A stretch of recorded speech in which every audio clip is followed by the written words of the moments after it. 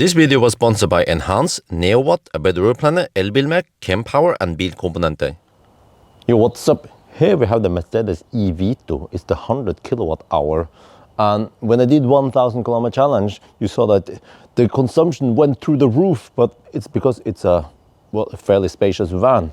So what happens if we drive slow? Well, let's find out, because that could be actually relevant for city driving, right? But at least we're not going to bother going in the city. We're going to just go on this regular Sunday drive instead. So yeah, to make the consumption as low as possible, we have no load with us this time. Yeah. But yeah, see, here. Oh yeah. Huh? Nice German quality. Okay, so the plan is to drive the Swedish route today, because then we have the warmest weather. We'll drive via Kongsvinger and then Charlottenberg and then Arvika and then over there and then loop back here, something like that, to avoid some traffic also. So we charge the car to 100%. It claims 243 kilometers. Well, hopefully we can go around 400, right? Which is close to the VLTP. Okay, let's get ready and then off we go.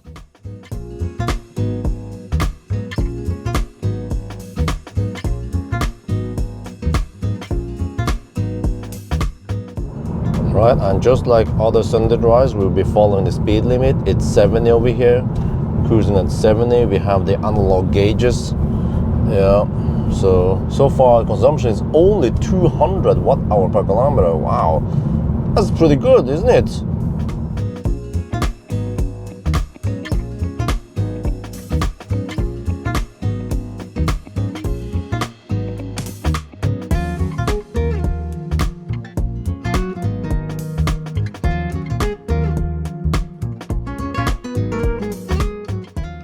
We are now in Sweden. I'm gonna do a quick pit stop here.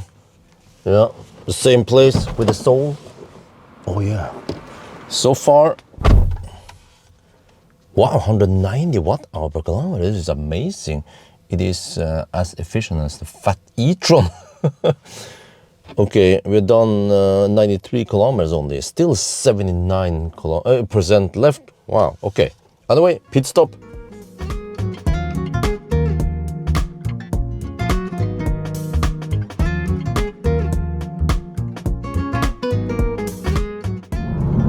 We are now in Charlottenberg.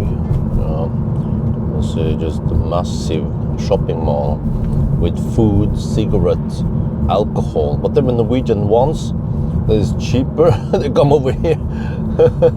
Well, actually, this is just one of them. Yeah. So I think it's Thon, of course. Thon. He owns everything in Sweden. In Norway, but also some stuff in Sweden. So yeah, but it's kind of far for us to travel here for buying stuff. We tend to buy in Norway anyway. Occasionally we go to Sweden when you go via Göteborg. Yeah, look at this. Wow. Wait, I have to pay attention. Where the heck am I supposed to go now? Straight, right?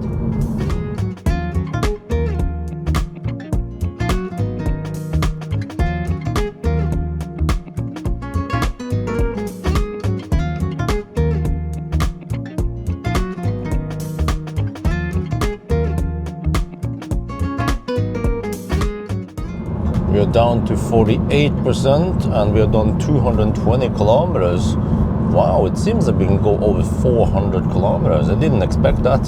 Consumption has gone up slightly now, 210 watt-hour per kilometer. Could be because we have some headwind. Yeah, if you see on the flag over there. Let me see as we pass it. There, yeah, that is quite direct visual that we have headwind. So yeah, this car is of course affected by the headwind.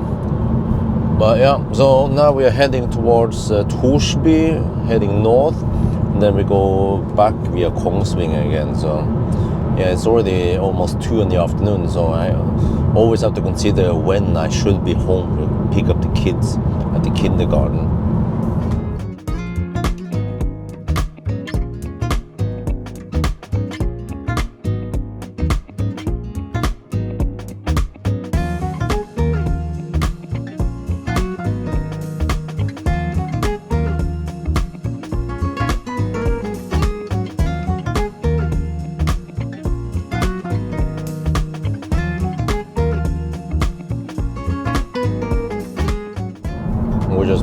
Kongsvinger, almost done with the test.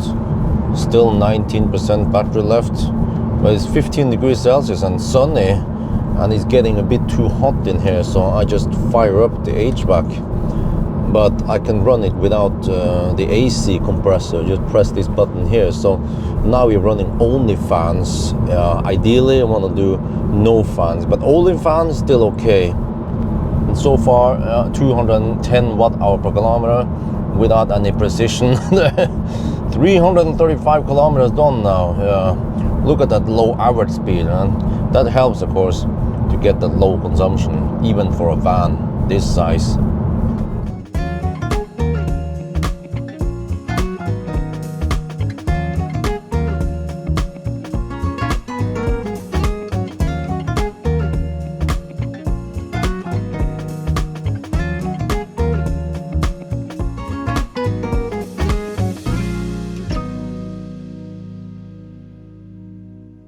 We are back home. There's a soul.